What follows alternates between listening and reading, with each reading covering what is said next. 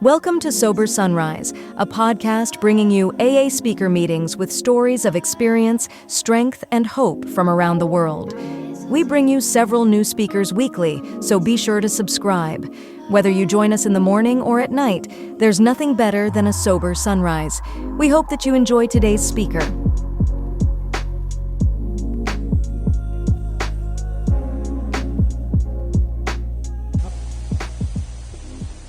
Good evening, I'm Jennifer and I'm an alcoholic.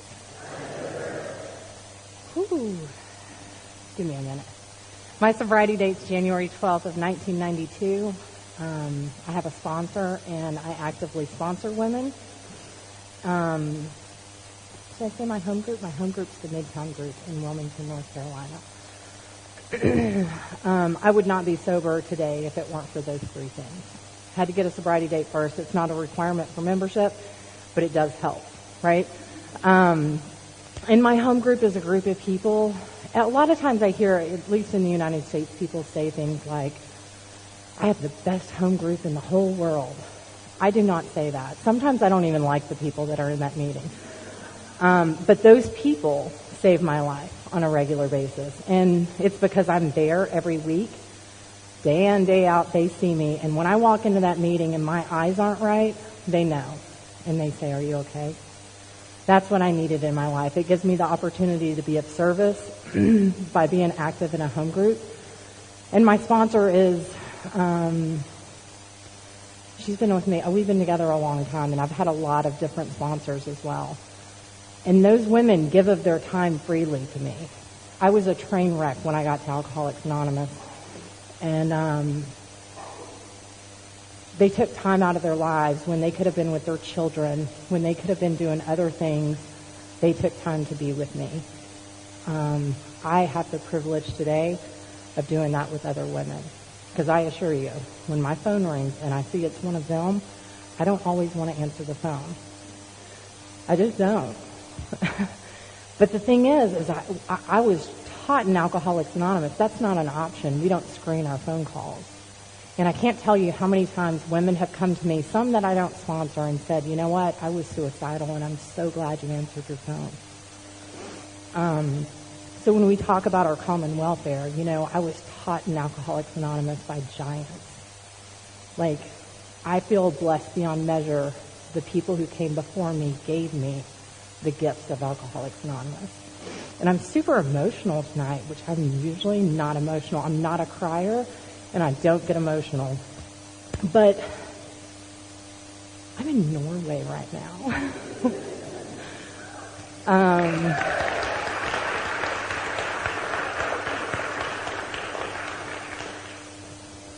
30 years ago, if you told me I'd be in a meeting of Alcoholics Anonymous in Norway with a bunch of drunks, I would have told you you were crazy. I feel blessed beyond measure. Like, my cup runneth over on bad days, right? The problems I have today are luxurious problems. I shouldn't be alive, and I shouldn't be here with you people. Alcoholics Anonymous has taught me everything. I know, like, a lot of times when I speak, I got sober really young. I got sober right before my 15th birthday. So my life has been in Alcoholics Anonymous. I can tell you my brain is still alcoholic as ever, right? I'm crazy. But I have a life beyond measure because of the principles of Alcoholics Anonymous. And who came into the rooms in Alcoholics Anonymous on January 12th of 1992 is not the person who stands here today.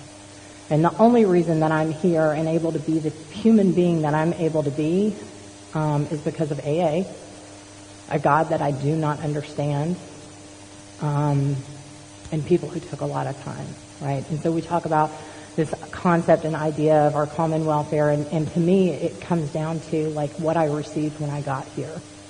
And what I received when I got here was a message that kept me coming back. I received hope. And without hope, the alcoholic cannot continue to come back. I don't think there's a right or a wrong way to do AA. Everybody does it different, right? Like, some people, they do worksheets. Some people, they're rigid and they're in the book beating people up with it. You know, like, there's just so many ways to do Alcoholics Anonymous. To me, when it comes down to our common welfare, it's what It's how we greet that new person. And since I have been here, I have been greeted with so much love and grace, and I've had so much fun. I want to take my new Norwegian friends home with me. I keep inviting, come to my house. You can stay in my house. So anybody who wants to come to the United States and Wilmington, North Carolina, I have an extra bedroom. Overflow can go to my dear friend Angie that came here with me. And like I have friends that she has a daughter. She has a 10-year-old daughter and a husband and a big life. And she took time out of her life to come here with me. Who I was when I got to Alcoholics Anonymous is I took this girl to a party, and nobody there liked the girl. And my brother passed around a hat, and people were throwing money in it. And my friend came up to me, who I brought to the party, to ask me a question. And when I turned around, I knocked her out. I hit her so hard that she flew across the room and split open her eye. And that was one of my big amends. I couldn't find that girl once I got sober. And the amends that I made to that girl, it was crazy because it wasn't about me being able to make the amends. What happened in that conversation is she received freedom. And the freedom was she didn't understand what she did. All those years she was wondering, what did I do? Why was she so upset with me? And it had nothing to do with her, right? And when I made those amends, she just cried and she said, I'm just so glad I didn't do anything. That girl later invited me to her house to meet her daughter. This was like 15, 20 years later. It was very inconvenient for me to stop by her house in Louisiana going from Texas to North Carolina. But she invited me, and I got to stop and have pie, whatever we did, right? We just hung out, and she told me about her life. I can tell you who and what I am is if you did something like that to me, I'd slice your tires and burn your house down. That's the type of human being I am at my core. And so I'm going to share with you in a general way, and I think it's important that we share in a general way because my experience is not like everybody in this room, right? But for me, when I went to meetings in the beginning, it was so important for me to understand and identify. And there was lots of things I didn't identify with you people when I got here. 99% of it I didn't identify because y'all were sober, I wasn't. Y'all were really old too, and I wasn't. I know everybody's old when you're 14, but so it was really important for me to understand and hear the emotions and to be like, do I belong here or not? And I did, right? I did identify. But I grew up in Texas, right outside of the Dallas area, and I have an older brother, a younger half sister. I don't talk about her a lot because we just didn't grow up together. My brother and I, we were thick as thieves. He's a year older than me, and I didn't have any friends growing up. I felt very insecure as a kid, and I hated my red hair. I know everybody will be like, oh my God, you have beautiful hair. I believe I have beautiful hair today. I love my hair, and of the things about me, I will always say, God, my hair looks great. I love my hair. I was blessed with great hair. I did not think that when I was 3, 4, 5, 6. I used to wrap my little fingers and rip it out of my head because I hated it. And that was the exterior thing that made me think that that's why I was different. It was about my hair. But the bottom line is, if I had dyed my hair blonde, they had let me do that. They didn't. But had that happened, I still would have had that feeling. And then I would have been really lost. I just thought that was the thing that separated me. So it just felt weird. I had this curly red hair, and I just felt awkward all the time growing up. And so my brother was I was a tomboy. I did everything that he did. Him and his friends would beat me up. I mean, I was just a tomboy, and I ran around with him. My mom was an active alcoholic growing up, so she was never around. She was my idol. Of course she was my idol. She was a bartender at a little Irish pub, and when she would walk in, everybody'd be like, Barb's here, she was the party girl. And my memories as a child with my mom, our good times, is my mom would get drunk, and then we would go to they have these malls, and they have these fountains with water that they're there for display. But what we would do is we would go dance in them because mom's drunk, and we just thought it was so much fun. Like, mom was so much fun, right? So I loved being with mom, but mom would never show up. Mom would forget that she was supposed to pick us up. Mom wouldn't show up to school. So we were living with my father and stepmother, and my stepmother is certifiable. Like, she has multiple personality disorder. I don't know what her problem is, but she was very abusive and very just insane. It was like living with a crazy person. At one minute, everything would be okay, and the next minute, we would be getting beatings or whatever would happen. There was just a lot of terrible abuse that happened in that house, and my father was never around because he was drinking and doing his thing. All of these things, man, even in sobriety, I thought, like, they're the root of the problem.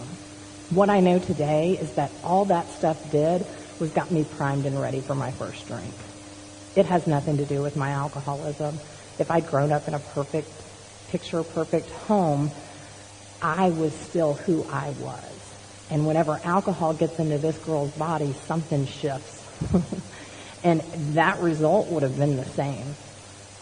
And so when we were 8 years old, my brother and I ran away. And that's how bad it was living in the house. I think about those things now. Like, I have nephews, and I've watched them grow up. And there's a sadness to that, you know, of thinking about what it was like as a kid and seeing these little boys and being like, God, I can't believe that's what I was doing when I was 8.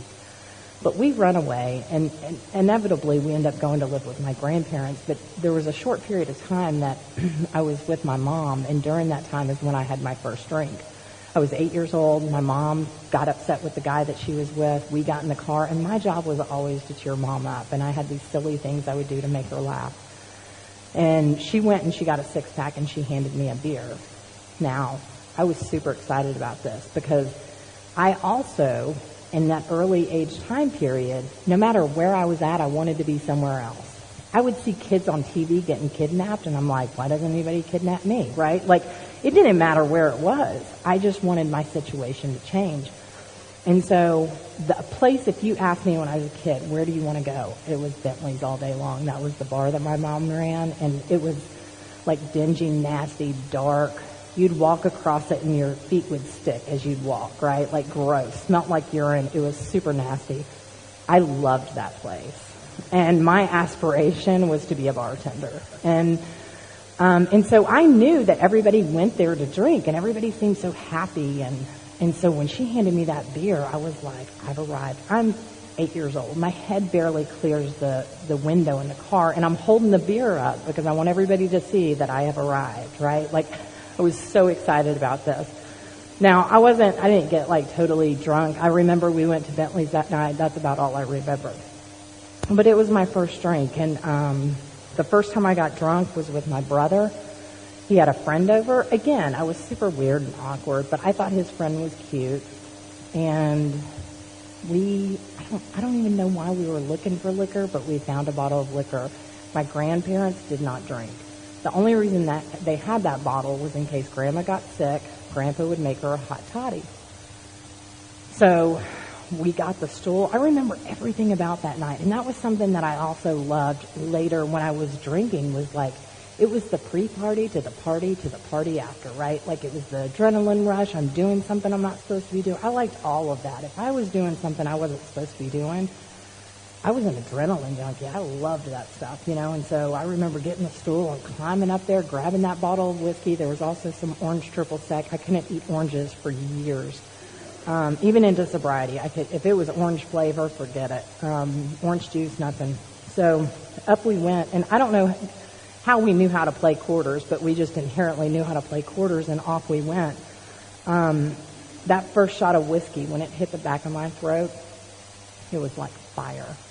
And I felt that burn all the way down my esophagus, and when it hit the pit of my stomach, everything went warm and cozy, and I felt like I could breathe for the first time in my life. I'm just one of those people. If I like something, give me more. And that night, what ended up happening, they dared me $20. I couldn't finish off the drink, and, you know, I turned it up. And needless to say, I had alcohol poisoning. I was 10, right? I hadn't eaten anything, and I essentially drank close to a fifth of liquor. I became violently ill. I was very, very sick. But the magic happened. I mean, I loved the feeling of that, but what I loved more was I remember laying on the couch and everything was spinning, and it happened so fast. Everything was spinning, and my brother was saying these terrible things to me, and I could hear him in my ears, but I didn't hear him in my heart. That was the power of alcohol for me. It didn't matter what you thought about me. It didn't matter who you were. People that I loved the most could think the worst things about me, and I was perfectly content and okay.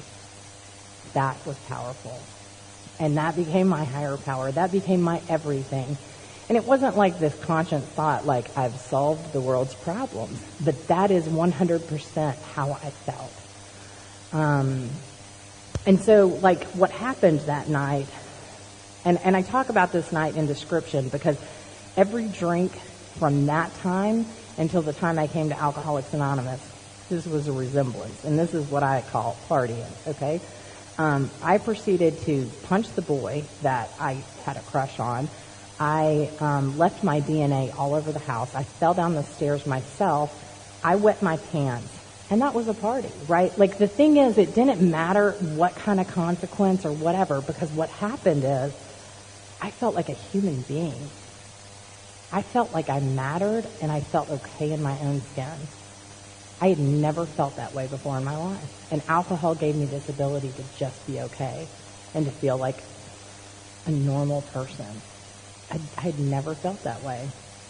And so, I didn't become a daily drinker at the age of 10. But I will tell you, that night they called two places because I had alcohol poisoning. I was vomiting blood. I was very sick. They called two places. They called Alcoholics Anonymous, which I always find hysterical. And then they called my uncle, and my uncle was the cool guy that had a Harley Davidson, always had a beer in his hand. They knew he would know what to do with me. No, I'll go ahead and I'm going to fast forward a little bit so that you understand the impact of that man, because sometimes I forget to tell it. When I got sober, I was about 6 months sober. And what happened for me is when I came to Alcoholics Anonymous, I was at zero. I didn't have any pride. I didn't have any self-esteem. Everything was gone. I was at zero.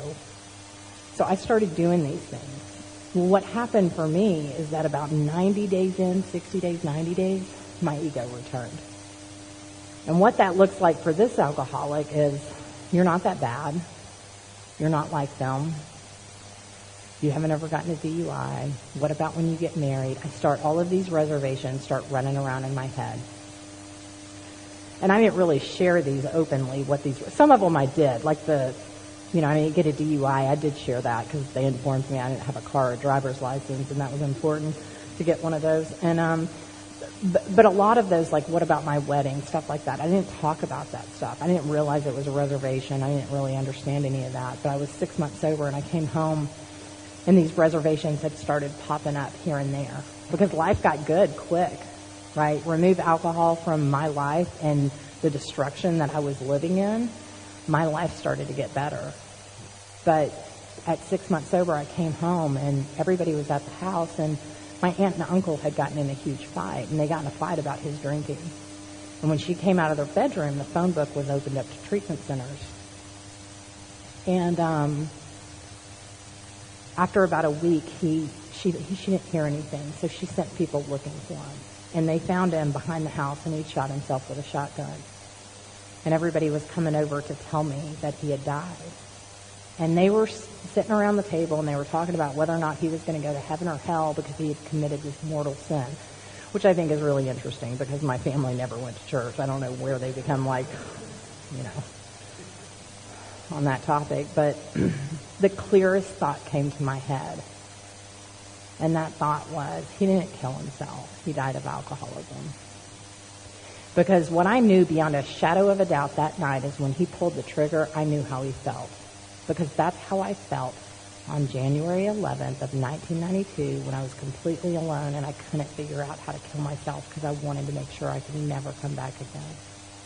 My alcoholism, no matter what, I may not at 14 have cirrhosis of the liver or have 10 DUIs or have all of these things, but I will always get to a place that it makes sense for me to take my own life, no matter what.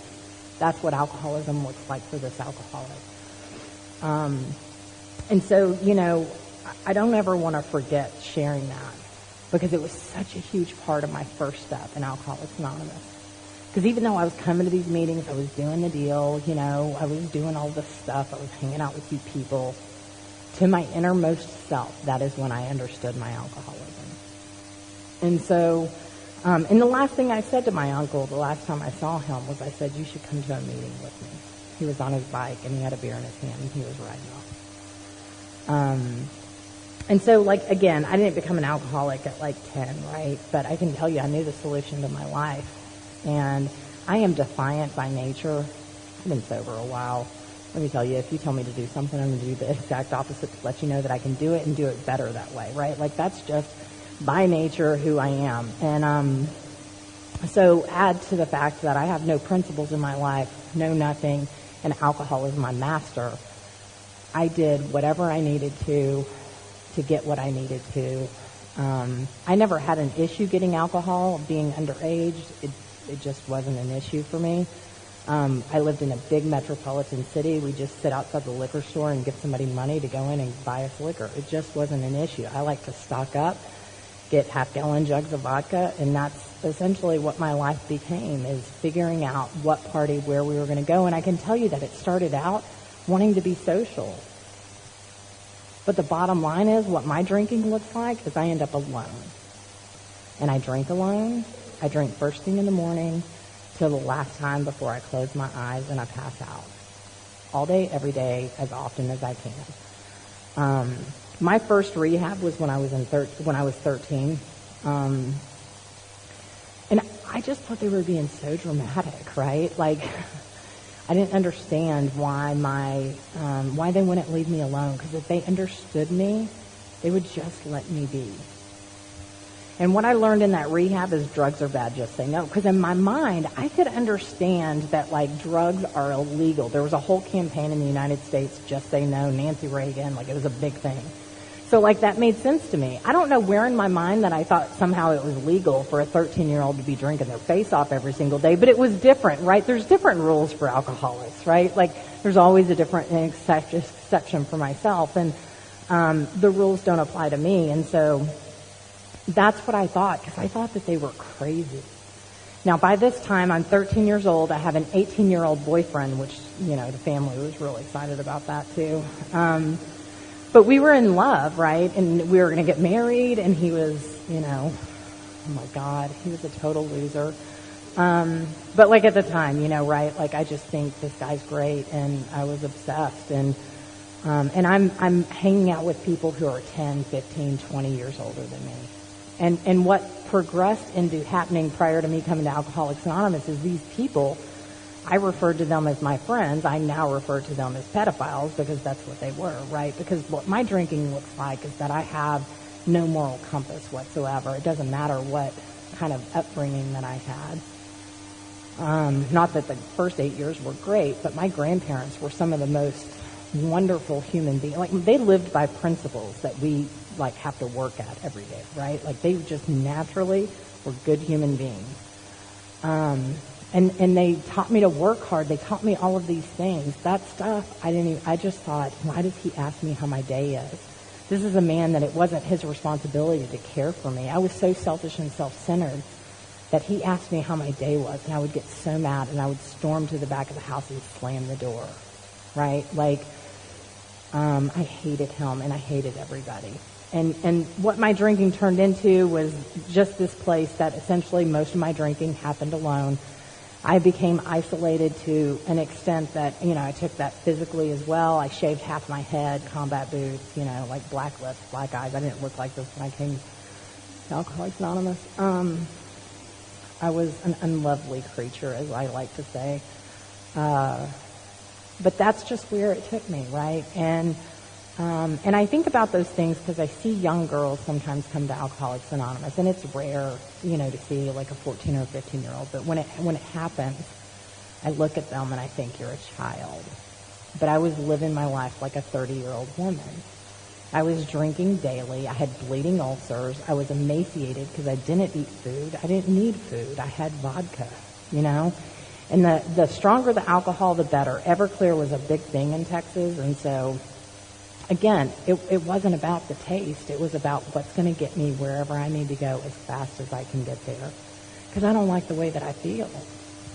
And alcohol gave me the ability, and had it continued to work for me, I would not be here. I'd be drinking my face off, you know? I loved that feeling. But the end for me is that alcohol no longer worked. And I felt like I was going to come out of my skin. I felt like a raw nerve every single day of my life. And no matter how much I drank, I couldn't get drunk, and I could not get to that place that I felt okay. I felt angry, irritable, restless, discontent. Like I just wanted to set everything on fire. And by this time, I'm also a very violent human being. Like if I was sober, I was violent. If I was drunk, I was going to drink myself so like stupid drunk that like I wouldn't engage with you. But if I was sober and you hurt my feelings, I beat you up. That was just how I responded. And at this time too, like my brother, who him and I were like thick as thieves, we didn't run around together. He just thought I was, you know, he still looks at me like I'm still that same person, but, which is kind of funny, but, he also likes to drink a lot, so, you know, I just got to this place of complete isolation. I didn't have friends. I didn't connect with anybody in my family. And that's what the end looked like, was I got to this place of desperation. And I remember sitting in my room that night, and for me, the ultimate desperation is if I'm willing to pray. And that's true today, right? Like, I call my sponsor, and she's like, well, did you pray about it? I'm like, that's the stupidest thing I've ever heard. You know, like, can we talk about the 20 other things that we need to do to resolve this problem?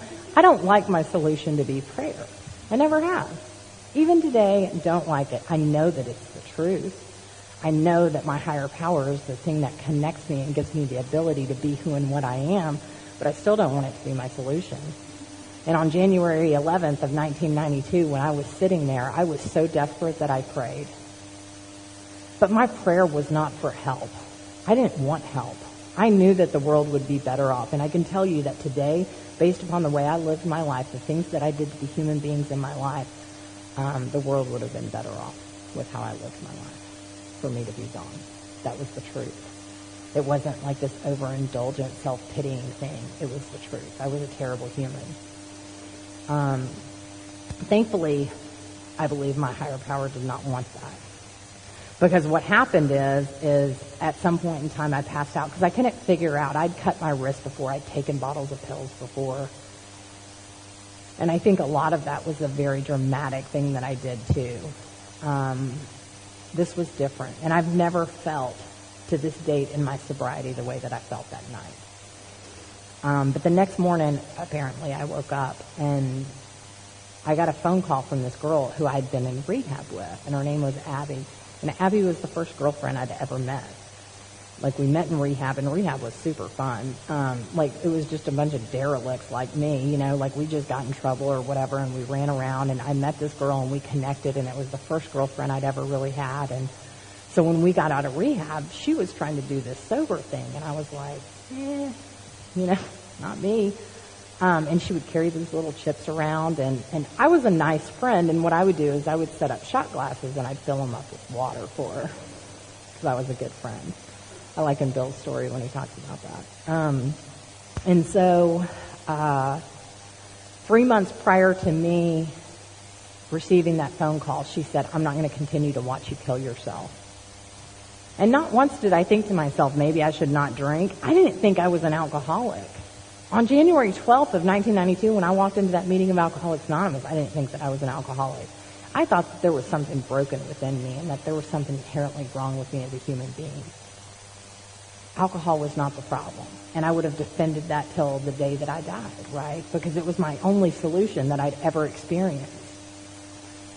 But I was like, bye, Abby. I didn't think don't drink or like change some things, control your drinking. Bye. All of y'all who have tried controlling your drinking, I'm sorry. That seems real painful to me, right?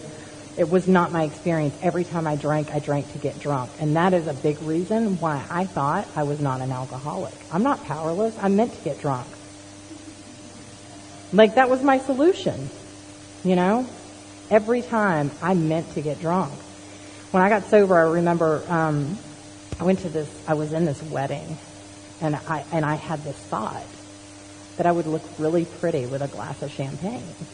And, because everybody was having champagne, and we had these Vera-Wang gowns. It was like, very hoity-toity. And I see these girls, and they have their glass of champagne, and I was like, I would look really pretty with a glass of champagne. And so I do what I'm supposed to, and I pick up the phone, and I tell my sponsor, and she said, why do you think what would a glass of champagne do for you? And I was like, nothing. I didn't want a glass of champagne. I wanted to change the way that I felt. And that's not a glass of champagne, because what would have happened, that Vera-Wang dress would have been tied around my waist, and I would have been hitting on the groom, because it would have been a bottle of vodka. It wouldn't have been a glass of champagne. But my alcoholism likes to dress it up really pretty. Not ever have I thought a glass of anything sounds good. I want to feel better. And that's just what my alcoholism looks like. And so January 12th, she calls me, and she asked me how I'm doing and asked me if I wanted to go to a meeting. No. Right? I did not want to go to a meeting. But something inside me was like, go. I was so miserable. And this is why I believe that pitiful, incomprehensible demoralization, that space that I had to get to, that pain that I had to get to, had to be a place that was so lonely and empty that my ego was gone and my pride was gone. Everything was gone. Otherwise, I'm not willing. Because if I have a plan, I don't need you. But when I no longer have a plan and my cards are at zero, I have a little bit more willingness. So I went to that meeting, and I walked into the Back to Basics group in Arlington, Texas, and it was a bunch of 900-year-old people, and they had been sober since God, old as dirt, right? Me, very charming that I was, half my head shaved, combat boots, I couldn't say a sentence without using the F word at least 4 or 5 times. Now, outside of a meeting, you might find that still to be true, but in a meeting, I can actually go the whole time. But I was an unlovely human being, and I walk into this meeting of Alcoholics Anonymous, and I was not greeted with, I spilt more than you drank, and you don't belong here. I wasn't treated like I was a kid. What I was treated with was respect. And I was at a place in my life that I didn't have any for myself, much less think that I deserved it. They didn't tell me, the coffee's over there. They got me a cup of coffee, and they brought it over to me. What I experienced that night is what I believe our common welfare becomes about, is that newcomer is important. Our first impression on that new alcoholic is so important. I didn't keep coming back because I thought I was an alcoholic and I needed help. I received love and kindness and hope in a moment of kindness from people I'd never met before. And there was something endearing enough about that it kept me coming back. I hadn't gone through the steps. I hadn't identified my alcoholism. I hadn't admitted to my innermost self. I didn't even think I needed to be there. I cried the entire meeting, and at the end, they gave me their phone numbers, and they said, we don't care if it's 3 or 4 o'clock in the morning. If you need help, you call us. I remember thinking, this is so weird. Because there was a price for everything in the world that I was living in. I knew because I'd paid it. And I kept thinking, these old men are going to ask for something. They keep telling me they love me, I just knew, something was up. Again, my experience is that those old men were nothing but my biggest cheerleaders, respectful, and they took me under their wing, and they showed me Alcoholics Anonymous by the way they lived their lives. I'll forever be grateful. I know some people haven't had that experience, but that's what my experience was. That's the experience that I try to pass on as a member of Alcoholics Anonymous today, is to remember what I say here tonight in my talk. My ego's I want to be great, and I want to be funny and all of these things. I had a sponsor that said, you know what, Jennifer, your job is to get up and share your experience, strength, and hope. You're not there to entertain people. We don't entertain in Alcoholics Anonymous. Now, granted, I get there's some people that are super entertaining. Sometimes I can be. My job is to ask my higher power to come into my heart and share whatever message is that needs to be spoken. I don't remember one thing that I heard in my first meeting of Alcoholics Anonymous. You know what I remember? How they treated me. I was not lovable, and they loved me. They loved me just because I was a broken human. They clapped for me when I got my chip. Only in Alcoholics Anonymous are we like at our worst and we're all like, that's great, right? Like, what is this that we're a part of? But I can tell you that the rest of my sobriety was just like that. I have giants in Alcoholics Anonymous that have built me up year after year after year. And I'm sober a really long time, and I still have giants that are my biggest cheerleaders.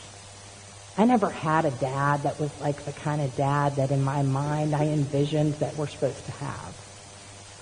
I never had a mom until about, 12 years ago. My mom's 19 years sober. Or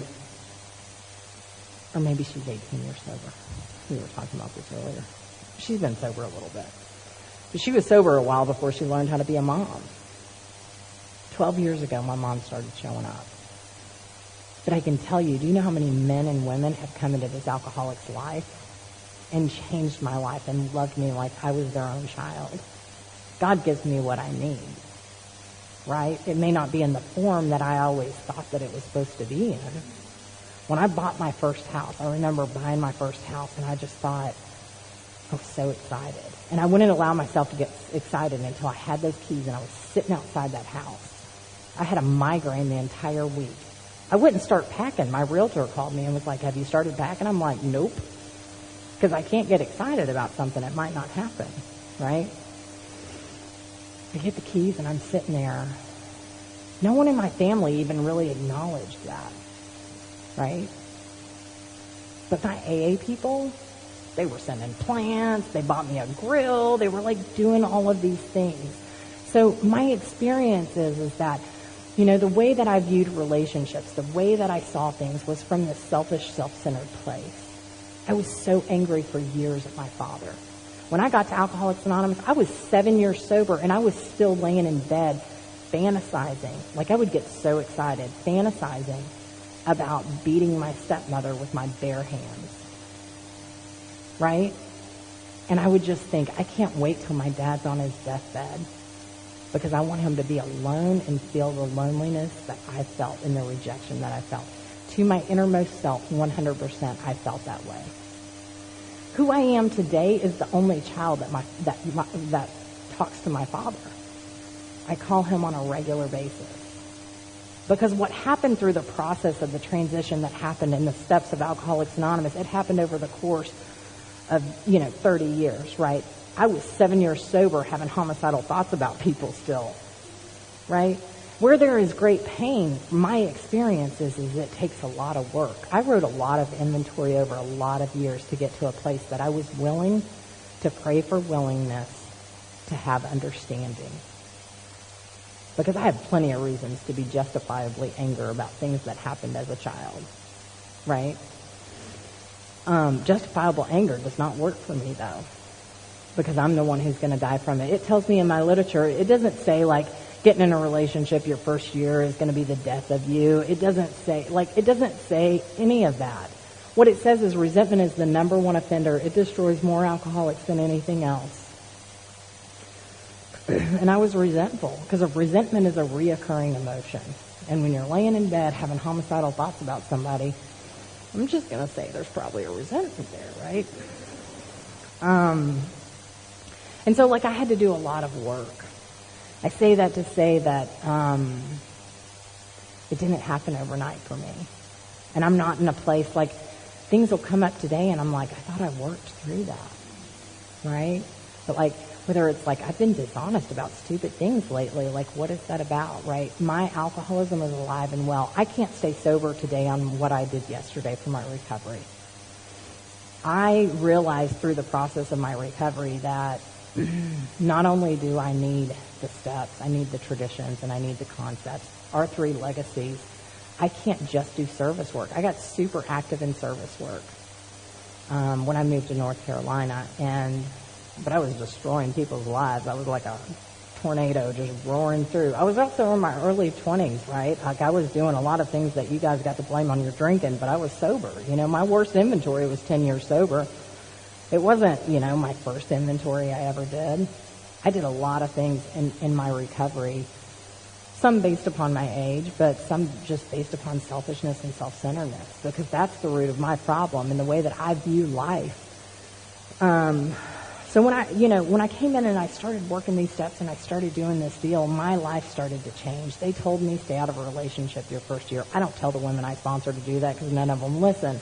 What I encourage them to do is to get halfway through their 9th step, and once they start repairing the lives that they've torn apart, they can start tearing apart more people's lives, right? Like, at least know what you're doing when you're doing it. And no matter what I've gone through in my recovery, I haven't had to drink over that. And like on the 365th day, I met this guy, and I ended up marrying him. And I know it's going to be shocking, but we're not married today. But nonetheless, it's the reason I ended up in North Carolina. So I go through the steps. I'm doing the deal. My old timers are my people, and I meet this guy, and I go through high school. I went through high school, all of that stuff sober. Right? I didn't know how to talk to people my own age. I hung out with senior citizens and played Pictionary on Friday nights. That's what my life looked like. I was not a cool kid in high school. I didn't talk to anybody. I went to school to actually go to school, and because I was sober. But my life started to change, and I moved to North Carolina. When I moved there, I thought, oh my God, these poor people are going to get drunk because they don't know anything about Alcoholics Anonymous, because how we do it in Texas is the right way. And I got to this dark place because I was like, this is terrible. I was judging everybody. And I heard, somebody told me, you need to go hear this speaker tonight. I was like, whatever. So I go and I hear this speaker. And one of my giants, and he recently passed away. He's an amazing human, and he changed my life. He saved my life that day. Because I was like at that place. I was sober a while, but I moved to this place and I hated everybody. I was 3.5 years sober, and I was no longer like the baby of AA. Nobody knew me or cared who I was, right? I didn't know any of the people when I walked into rooms. And this guy got up and he shared a message that was so powerful. And he talked about, if I'm in a meeting of Alcoholics Anonymous and I'm not hearing the message that I want to hear, I have a responsibility to the people who shared their message with me to give back what was so freely given to me. And he shared so passionately about Alcoholics Anonymous, and he made me miss my old timers. He made my heart miss Alcoholics Anonymous. He also got sober when he was really young. He was 24 when he got sober. But back then, that was like getting sober when you're 14, right? Like, he was one of the youngest people in our state for a really long time. And his message was just powerful. And I went up and I talked to him afterwards, and I thought, you know what? I'm going to go to a conference. And so I found this flyer, and I went to this young people's conference.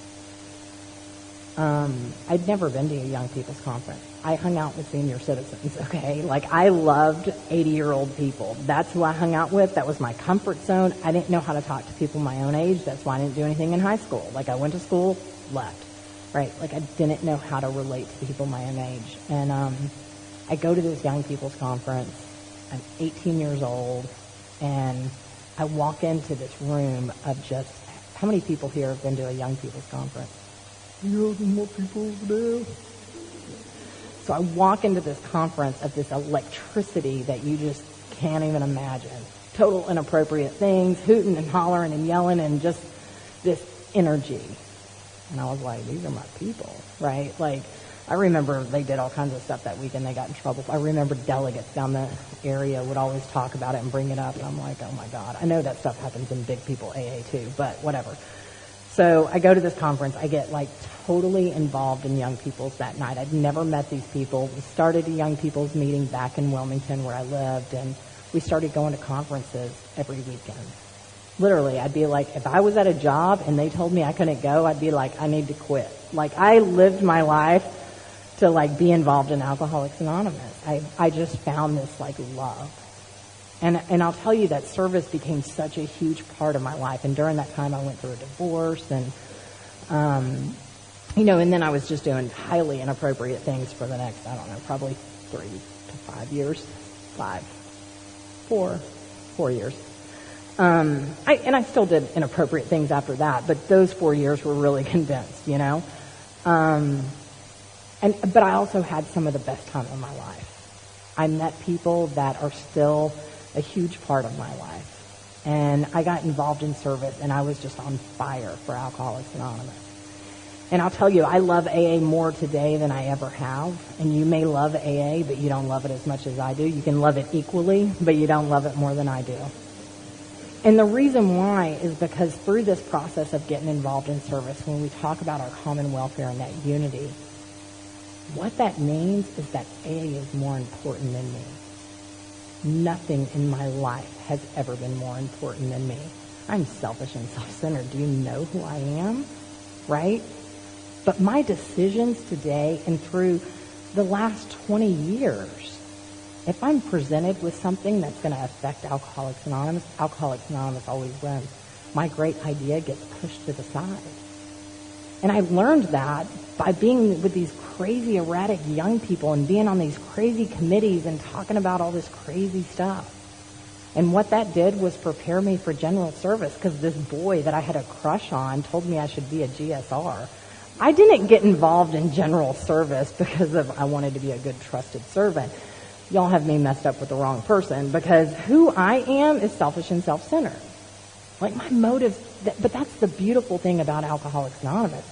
I don't have to have good motives to get the rewards of the grace of higher power in AA following those principles. And so, like, I got super involved. I'm doing all this young people stuff. I'm also, I have a boyfriend in every state in the United States and traveling the world. And I get to this place where I wanted to go to bed and never wake up again. I didn't take a drink. I hadn't planned killing myself yet. And I say all of those things yet. But what my experience is keep coming back, it's going to get better, is not true for me. I can't just show up to meetings. I have this thing called real alcoholism, because when I start living basically the opposite of the ninth step promises, I'm in the bedevilments. And when I'm in the bedevilments, they're actually talking about a drunk person. I remember the sponsor reading this stuff, and I realized they're talking about a drunk person, and all of them were check, check, check. What happened was I wasn't actively writing inventory, and I heard this insane woman at a meeting, and she was talking about writing inventory on her dog, and I was like, this chick's crazy, and I asked her to be my sponsor, and it changed my life, because that relationship with my father started to shift.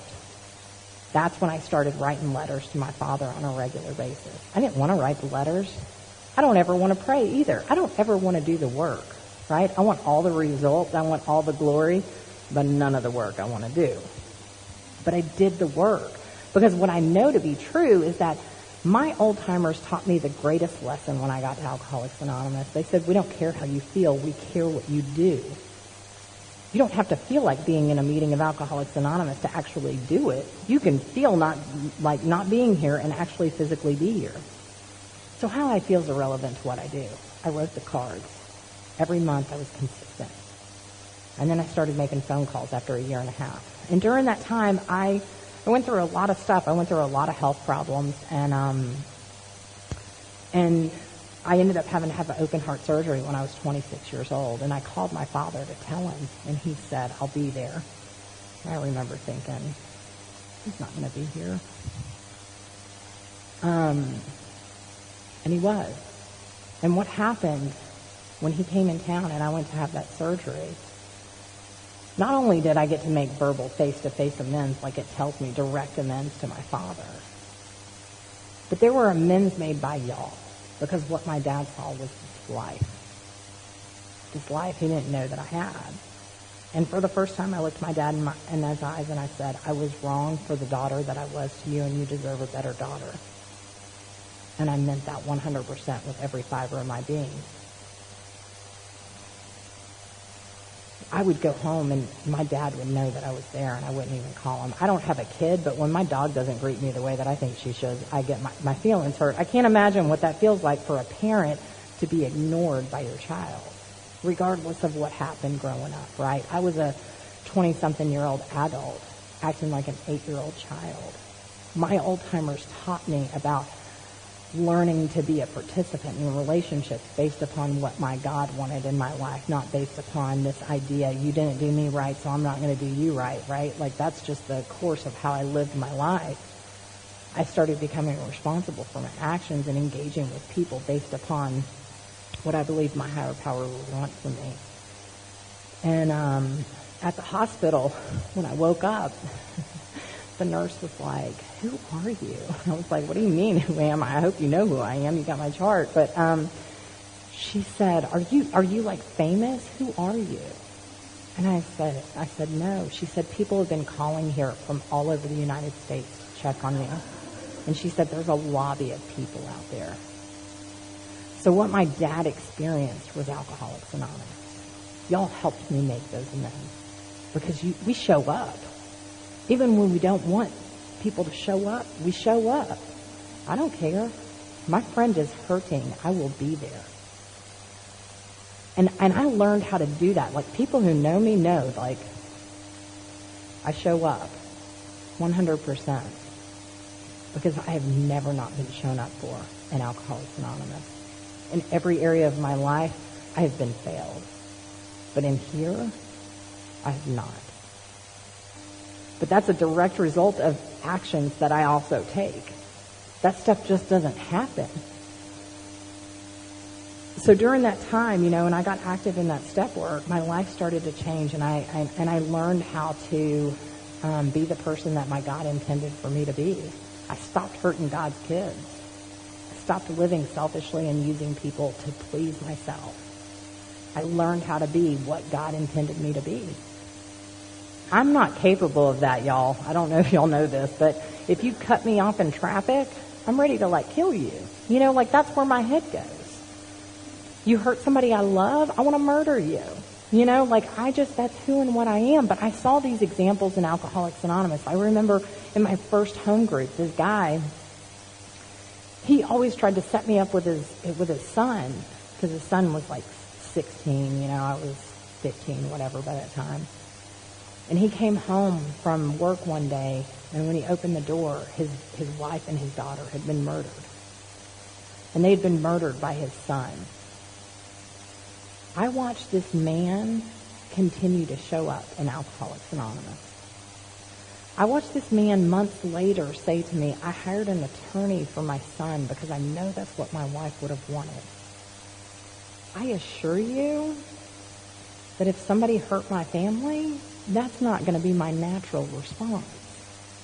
But what I saw was God's grace working in this man's life, because it's not who he was to his core without the help of a higher power.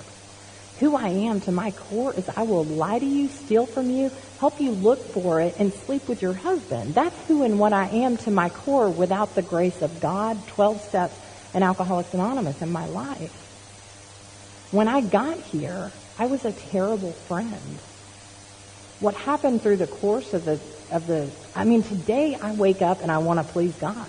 That is weird to me. It's just weird. Because it's just not what my brain naturally thinks. What happened through the transformation could not have happened if I didn't show up and do that work, if I didn't have people who pushed me and cheered for me and helped me walk through that. So I feel completely blessed beyond measure that the old timers that were here before me, what they gave me, what they taught me, and they continued to teach me. I later went on and got super involved in general service. I later became a delegate, and I got to serve at the General Service Conference and be a part of Alcoholics Anonymous history. Now what I'll say about that is when I was 18, 19, going to these assemblies, I'd be like, I'm going to be the youngest delegate from our area. That's what I would say. What happened is when I was elected delegate, the old timers reminded me of me saying that, and I was so ashamed that I even would utter those words out of my mouth, because I was so humbled by the fact that the fellowship had elected me to do such a thing. I felt so, I physically got sick before I went to my first General Service Conference meeting, because I just felt so humbled by the fact that I got to be amongst our fellowship and participate in a way that most of our members don't ever get to.